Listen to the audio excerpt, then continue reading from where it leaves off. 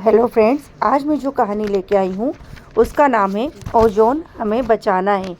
Ozone हमें बचाना है। तो शुरू करते हैं कहानी। गांव के बच्चे मैदान में फुटबॉल खेल रहे थे।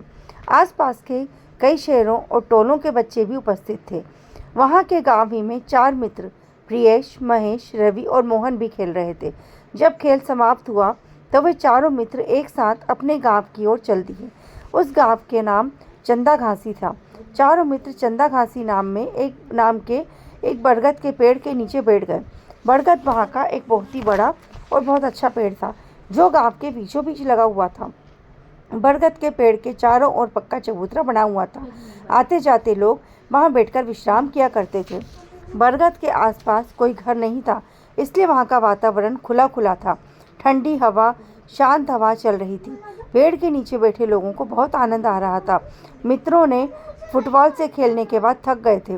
ठंडी हवा में कुछ देर बैठने के बाद उनकी थकान समाप्त हो गई। चारों आपस में बात कर रहे थे। महेश ने कहा, कितनी अच्छी हवा चल रही है, ऐसा लग रहा है कि हम लोग एसी में बैठे हुए हैं। प्रियेश ने कहा, लेकिन यहाँ बैठने के और एसी के बैठने में बहुत अंतर है। एसी की हवा बंद कमरे तक सिमटी हुई होती है और यहाँ की हवा खुली खुली है। हवा को हम तक पहुँचने के लिए कोई रुकावट नहीं है। प्रियेश शहर में रहता था और छुट्टियों में गांव आता था। महेश ने कहा, मुझे पता है शहर वाले तुम्हारे घरों में एसी लगा हुआ है और मैं तुम्हारे यहाँ गया था तो देखा था वहाँ 3 कमरे थे और तीनों कमरे में एसी लगा है। जानते हो, हम शहर के लोगों जहाँ रहते हैं वहाँ प्रायः सभी घरों में एसी लगा है।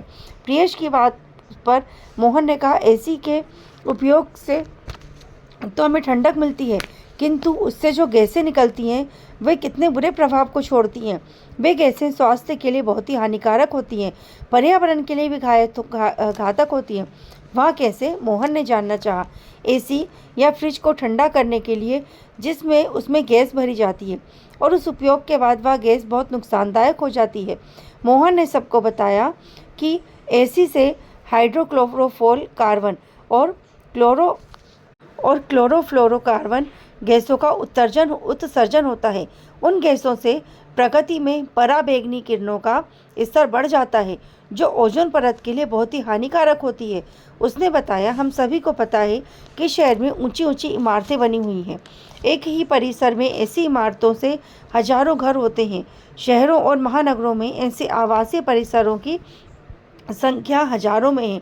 ऐसी ऊंची ऊंची इमारतों का बनना लगातार जारी है। बढ़ती हुई आबादी के कारण यह सिलसिला कभी समाप्त होने वाला नहीं है। हमारे घरों में 2 से 4 कमरे हैं, सब में एसी लगे हुए हैं। मोहन की बात सुनकर प्रियेश ने कहा, जब एसी की बात चलनी ही है तो हम घरों में लगे हुए एसी के बारे में सोचने लगेंगे, किंतु एसी केवल घरों में ही नहीं लगे, इसका प्रयोग तो अनेक स्थानों पर होता है। प्रायः 4 पहिया वाहनों में एसी लगे हैं। रेलगाड़ियाँ भी एसी वाली हैं, अधिक से अधिक बन रही हैं। वायुयान में भी लोग एसी का मजा लेते हैं, लोग उड़ान भरते हैं। अधिकतर कार्यालयों में भी एसी लगा रहता है। निजी प्रतिष्ठानों, कार्यालयों के बिना तो एसी के बिना चलते ही नहीं। कल कारखानों में भी एसी का भरपूर उपयोग होता है। विद्युत चलित यंत्र है। विद्युत उत्पादन के लिए प्रयुक्त ईंधन जलने के कारण बहुत सी प्रकृति का तापमान बढ़ने लगता है। एसी में बैठने और सोने से राहत तो मिल जाती है, लोग प्रसन्न हो जाते हैं।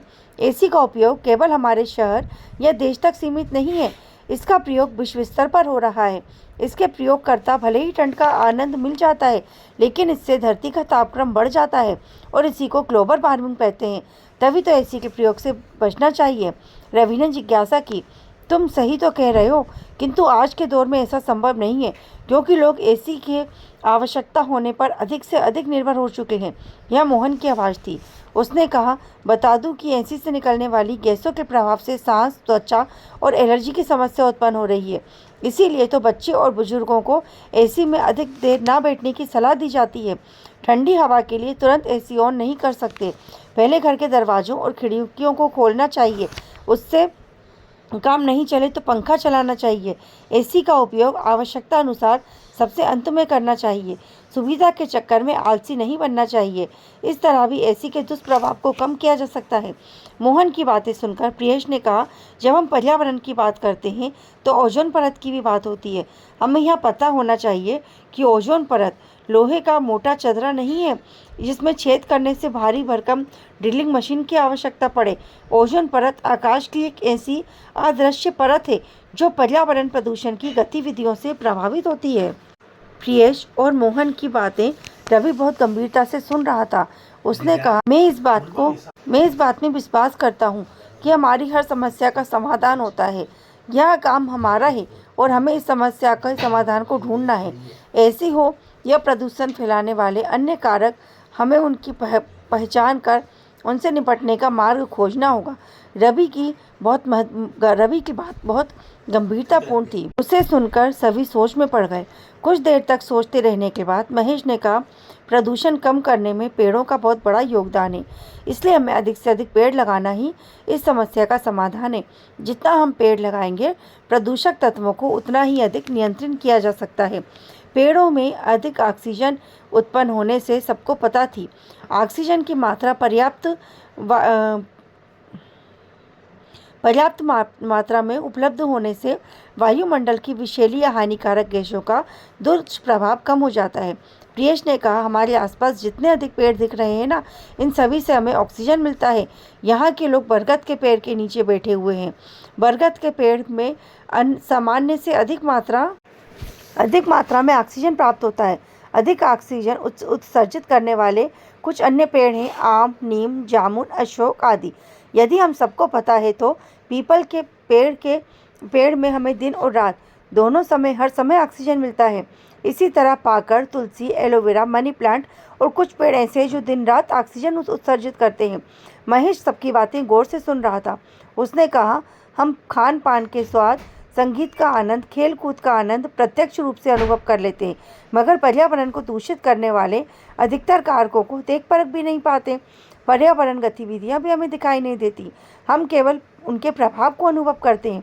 इसलिए पर्यावरण के कुप्रभाव को कम करना बहुत आवश्यक है। इसका सबसे बड़ा कारगर उपाय है अधिक से अधिक पेड़ लगाना। पेड़ लगाने से हम लोग आरंभ कर सकते हैं, क्योंकि सीमित साधनों से उसे विस्तार नहीं दे सकते हैं। यह रवि की आवाज़ थी। तब हमें क्या करना चाहिए? मोहन ने प्रश्न किया। वही मैं बताने जा रहा हूँ, रवि ने कहा। हम लोग अपनी प्रधान को ये बात बताएं और हमारे प्रस्ताव से यदि वो सहमत हो जाएं तो काम बहुत सरल हो सकता है। ये और कार्यक्रम को विस्तार भी मिल जाएगा। रवि की बात से सब सहमत हो गए। चारों मित्र ग्राम के प्रधान के घर पहुंचे। बच्चों की बात सुनकर ग्राम का प्रधान बहुत प्रसन्न हुआ। 2 मिनट सोचने के बाद उसने कहा, हमारे गांव में पेड़ों की कमी नहीं है, किंतु बेकार और खाली स्थान बहुत हैं। बहुत सारी भूमि ऐसी है जिन पर खेती नहीं हो पा रही। उन स्थानों पर पेड़ लगाए जाते हैं। कुछ रुककर उन्होंने आगे कहा, सुनो बच्चों, तुमसे बातचीत करने के बाद मुझे लगता है यह काम बहुत आवश्यक है। केवल 10 लोगों द्वारा यह काम पूरा नहीं किया जा सकता। 10 लोग पौधा लगाकर ताली बजाएंगे और एक दूसरे की पीठ थपथपा देंगे और कार्यक्रम पूरा कर देंगे। मेरे विचार से तो इस कार्यक्रम को एक बड़ा रूप देने की आवश्यकता है। कितना अच्छा लगेगा जब हमारी प्यारी प्यारी धरती का तन पर हरा भरा बन रहेगा। आपका कहना सही है, मोहन ने कहा। कल रविवार है, छुट्टी के दिन बहुत लोग शहर से अपने घर आते हैं। उन सबके साथ मिलकर कुछ दिशा में कुछ कार्य करने से इस कार्यक्रम को अधिक बल मिलेगा। पर्यावरण संरक्षण अथवा वृक्षारोपण ऐसा काम है जो सबको साथ लेकर करने से अधिक प्रभावी हो सकता है। उन्होंने बच्चों को लड्डू खिलाकर विदा किया। दूसरे दिन 11 बजे बगीचे में गांव वालों की भीड़ उमड़ पड़ी। बैठक में सभी ने गांव में वृक्षारोपण किए जाने वाली बात की सराहना की। लोग शारीरिक और आर्थिक दोनों प्रकार का सहयोग देने के लिए तैयार हो गए। प्रधान ने कहा, वर्षा प्रारंभ होने में अभी दो महीना देर है। हम लोगों को पौधा लगाने के लिए एक एक गड्ढा खोदने की तैयारी शुरू कर देनी चाहिए। सबकी सहमति से कार्यक्रम की रूपरेखा तय हो गई और यह भी तय हो गया कि जुलाई महीने के पहले रविवार को पौधे लगाने का कार्यक्रम प्रारंभ किया जाएगा। उस दिन बैठक समाप्त हो गई। पर्यावरण को ध्यान में रखते हुए प्रधान जी ने दूसरे ही दिन से भूमि की पहचान कर गड्ढा खुदवाने का काम शुरू कर दिया। चारों बच्चे बहुत ही खुश थे। ओजोन परत बचाने के लिए उनके संकल्प की तैयारी शुरू हो गई थी। राधे राधे।